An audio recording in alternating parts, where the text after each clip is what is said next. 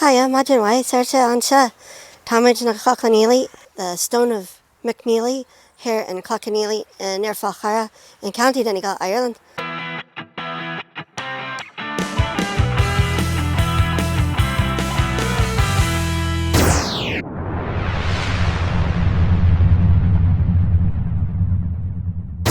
So I wanted to do the reading today from a couple of books and tell the story of Cloughaneely and McNeely and Lugh and Balor. So I know you've heard of Balor of the Evil Eye and Lugh of the Long Arm, and so we're going to tell a bit of the story. And the books I wanted to talk about is this one here is a free book that's available from the Cloughaneely School, which is just right here, and it's called Fado. So Fado Santau Shachira, or the story of Balor and Lugh. And they just put this out recently. It's a very nice wee book. It's in Gaelic Agus Berlasha. It's in Irish and in English, so you can read it both ways, and that's a good one. And I would normally read from this one, but it's a bit long. So this story here is Donegal Folktales, and this is by Brennan. And so this story is a little bit more detailed. It's a wee bit different version of it. So every time you tell the story, there's a wee different story version to it and wee changes. So, I read all of them. So this one you can get at Shanberg's here in Falcarragh if you come to Donegal.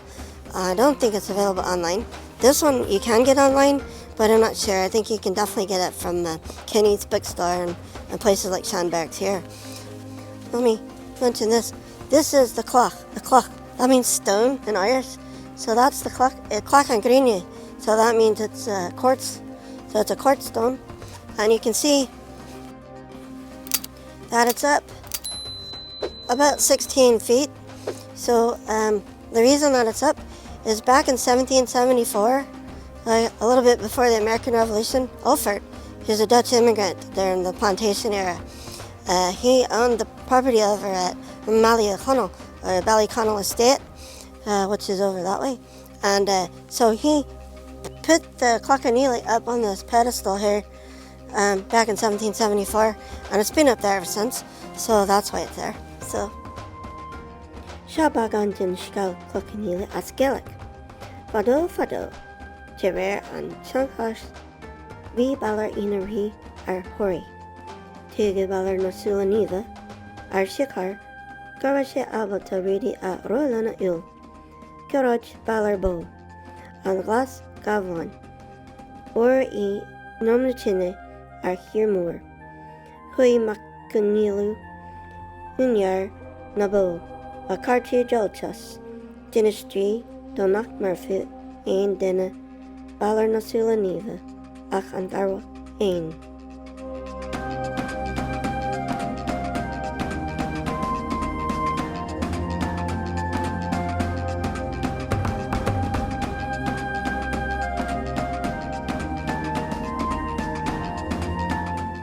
Hey everyone, Saoirse here, and I'm going to read from the book Donegal Folktales, and that's by Brennan, and you can get it online. It's a really good book, I highly recommend it. And behind me is Tory Island, and that's where Balor of the Evil Eye is from, and it's only like 12 kilometres that way off of the Dromnatinney beach there. We call it Falcarragh Strand. So anyway, so we'll go on, here we go, reading from the story. In the days of yore, a time far back out of the reach of chronology, there flourished three brothers, Gobha, Macsahan, and McNeely, who lived in Tirconnell, the county we now call Donegal, or Donegal, County Donegal, on the lands looking over the fierce Atlantic. The first of the three, Gobha, was distinguished blacksmith who held his forge at Dromnatinney, on the parish of Rathfinnan. The name was a reference to Gobha's forge, Dromnatinney, translates as in Irish as the Ridge of the Fire, and that's the back Strand beach right there. And McNeely was the lord of the district, comprising of the parishes of Rathfinnan, Tullachabegley, and he possessed a cow by the name of Glen, and was said to be so lactiferous, that's one of those big English words, means that it gave a lot of milk. It actually could feed a lot of counties. So, let me go back to that. Lactiferous, that she was coveted by all his neighbours, and many attempts were made to steal her. As a consequence, Cloughaneely found it necessary to watch her constantly, day and night, and keep her at his side at all times. At this time, in the same remote period, there was an island called Tory, which you see right there behind me, lying in the ocean opposite of Dromnatinney, the home of the smith Gobha. Tory received its name from presenting a towering appearance from the continent of Tirchonel, and was many prominent rocks towering into the heavens, which are called towers. So he's talking about these towers right there. That's Balor's fort there, and those are the rocks that we're talking about. There's a whole slew of them over there. The east side, that's the east side. So it goes right, yeah, east. Here flourished a famous warrior named Balor, whose very name struck terror in the hearts of the hearer. He who should not be named, that starts with a V. He was a giant of a man who had one eye, possessed of a terrible power. The eye was a deadly weapon that had a foul and distorted glance, and was kept covered at all times. When its lid would be lifted up, it would emit a terrible beam, and dyes of venom, like that of a basilisk, would strike any living creature dead. Legend had it that when Balor was young, he was passing by the house when he was attracted by the sound of chanting. Despite knowing that this was a forbidden place, as the magicians, the Dromnatinney, where they gathered there to work their new spells, his curiosity got the best of him, and he climbed up to the window high under the wall. And at first he could see nothing, but his eye adjusted and he saw a room was full of fumes and gases. As he poked his head further into the gloom, the chanting grew louder, and the strong plume of smoke hit Balor in the face, and he was blinded by the poisonous fumes, and could not open this one eye. He dropped to the ground, where he writhed in pain. Before he could escape, one of the three came out of the house, and the druid ran to Balor and realized what had happened. He was surprised that he wasn't dead. That was the spell of death, and the fumes have brought the power of death into your eye, said the druid. If ye look on anyone with that eye, they will be petrified. And that was how he got his terrible power and his name. When among his own people, the eye remained shut, but he would turn its deadly power onto his enemies, and they would drop dead. As he grew old, it is said that the eyelid grew so heavy that he could not open it by himself, but needed help. An ivory ring was driven through the eyelid, and ropes were attached to the ring to pull the eyelid open. It took 10 men to lift it, and to release its murderous venom. But in the process, 10 times that number were slain in a single glance. Hence, to this day, people call an evil or overlooking eye by the name of Balor's eye. Despite this terrible power of self-defense, it had been revealed to a druid that Balor would be killed by his grandson. Balor had only one child, a daughter named Eithne, and he recognized that his destruction would only be brought about through her. So he shut her up in an impregnable tower, which he himself or some of his ancestors had built some time before. The tower was on the summit of Tor Moor, a lofty, almost inaccessible rock shooting into the blue sky, breaking the roaring waves and confronting the storms at the eastern extremity of the island. As I was saying, it's the eastern part of Tory here. Along with his daughter, he imprisoned 12 matrons to take care of her. You must never allow any man near her or give her any idea of even the existence or nature of that sex, he commanded. Fair Eithne was imprisoned within the walls of the tower for many, many years, and knew nothing else of the world except for the glimpses that she caught through the window at the top of the tower of passing clouds and birds, and waves rolling on the sea pounding on the cliffs below. The matrons attended to Eithne, making her life as comfortable as possible, and tradition has it that she blossomed into a great beauty. The matrons were ever on their guard, not to mention the word man or let slip any remote reference to that sex. For while they did not understand, or indeed agree with, the nature of Balor's command, they followed it to the letter, for fear of his wrath. Despite all these precautions, Eithne would still question the women about the manner in which she was brought into existence, and the nature of the beings that she had occasionally glimpsed passing up and down the sea in Carrick. She often related to her dreams of other beings, other places, and other enjoyments which sported in her imagination. But the matrons stayed faithful to their trust and never offered a single word of explanation of the mysteries of that enchanted her imagination. In the meantime, Balor, feeling secure in his existence regarding the prediction of the Druid, continued his business of war and plunder. He performed many deeds of fame, or infamy, captured many vessels, subdued and cast in chains an adventurous band of sea rovers, and made many descent upon the opposite continent, carrying with him to the island men and property.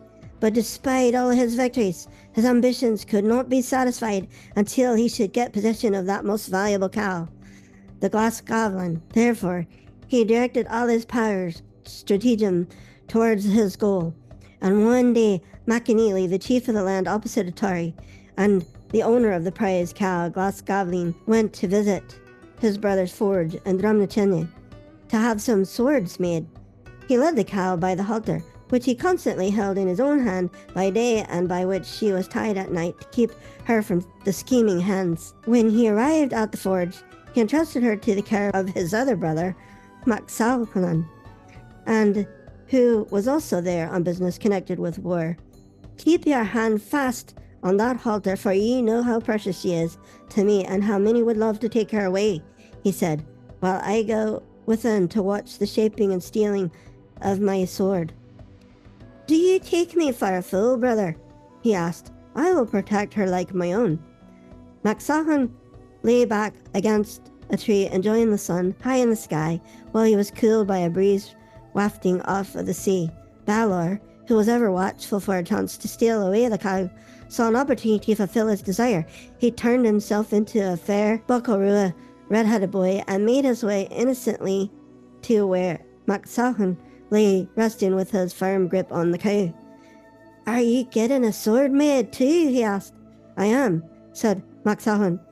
In my turn, when Cloughaneely comes out to guard the cow, I'll go into Gobha and get my sword forged in steel. That's what you think, said the red-haired boy.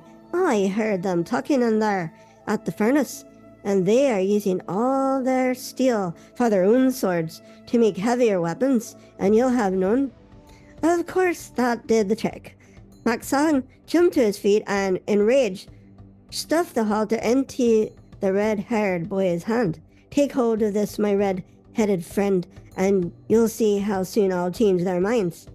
As soon as he turned his back, Balor turned himself into his own hideous self, and dragging the prized cow off by the tail, hurried to the Strand and into the sea, taking his ill-gotten gains safely back to the island fortress.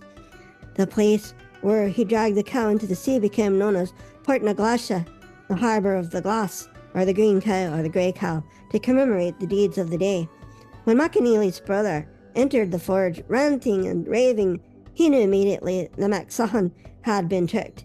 He raced outside to witness Balor dragging Gleann behind him across the sea at great speed through the water, and within the shortest of times he watched the cow and the man fade into a mere speck across the sound of Tory.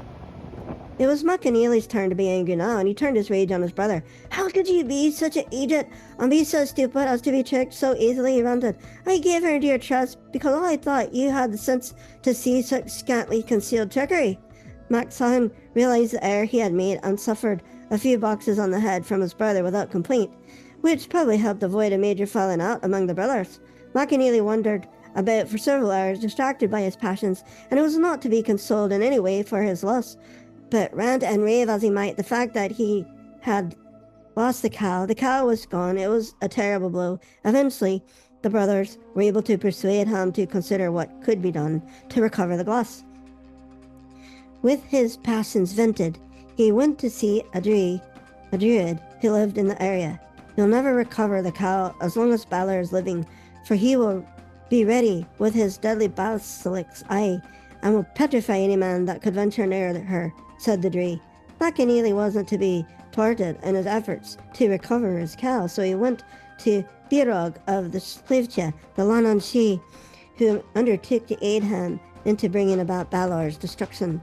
She dressed him in the clothes of women for the age, and the Byrog called upon the powerful wind and wafted them both across on wings of the storm across the sound of Tory to Tory, where Eithne was imprisoned. She knocked up loudly on the door and demanded admittance. "Help!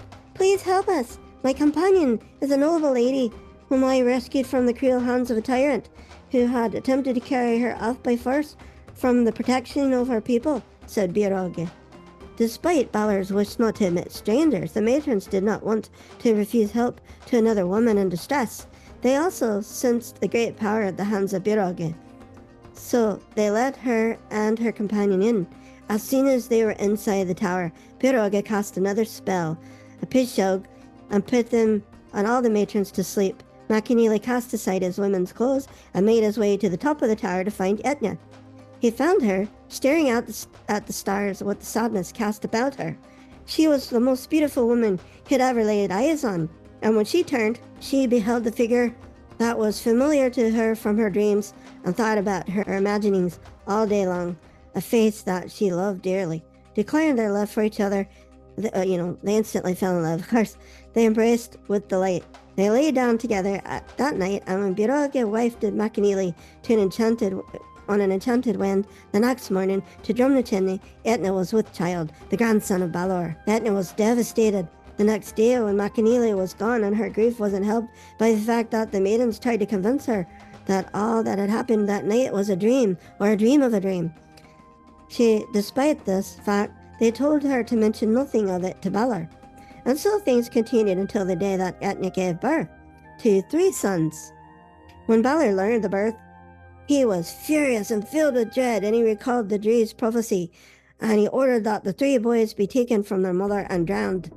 Despite Eithne's pleading, the 3 baby boys were snatched from her, and they were wrapped in a sheet that was secured with the jug or pin. Balor had ordered that they be cast into a certain whirlpool. As the bundle had been transported across the harbour to its deadly pool, the jug fell out of the sheer onto one of the babies, fell into the water and disappeared beneath the waves. The other 2 were secured and cast into the intended pool as ordered by Balor. The harbour to this day is called Port Agelik, the harbour of the pen. Balor was delighted to hear the children had drowned, and the prediction of the Dree was thwarted. But unbeknownst to all, Bíreoga had been riding the winds that night and had seen the boy fall from the sheet. Instead of sinking to the bottom of the harbour, as was reported to Balor, the boy, the firstborn, was wafted secretly by Bíreoga across the sound to the mainland. She brought the boy to her father, McAneely, who sent him to be fostered by his brother Gobha, the great blacksmith. Balor quickly learned from his druid that McAneely was the man who had made the great effort to set the wheel of destiny in motion. Balor made his way across the sound, landing on the part of the continent called, from some more modern occupier, Ballyconal, and the band of his fierce associates seized upon McAneely, dragged him to a large white rock, and laid his head upon it. One of the band held his head there by the long hair, while the others held his hands and legs. Balor raised his ponderous sword high above McAneely's neck and brought it down with the fearsome force that cut his head clean off with one blow. The blood flowed around him in warm floods and even penetrated the stone to the center.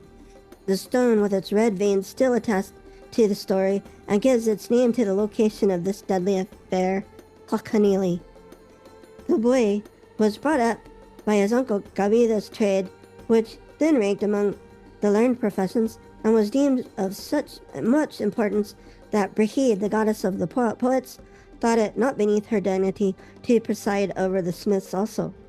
The boy prospered at his uncle's side, growing to become an accomplished smith, gathering much wisdom from the furnace side. The great and good came far and wide to engage his uncle, and as they worked diligently by the fire, the boy listened carefully to all that was discussed.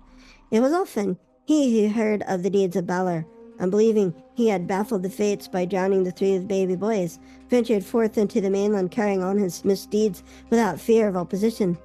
Indeed, he even employed Gobha to make all of his weapons. He was unaware that the boy at the fire was McAneely's heir, his own grandson, who had in him the power to slay Balor. He watched the lad grow into a fine, strong young man, and an excellent smith. Indeed, Balor became greatly attached to him, ignorant of his power to have the will of the fates executed. Now, the son of Cloughaneely was well aware of the fates of his father at the hands of Balor, and was acquainted with the story of his own birth and the escape of destruction.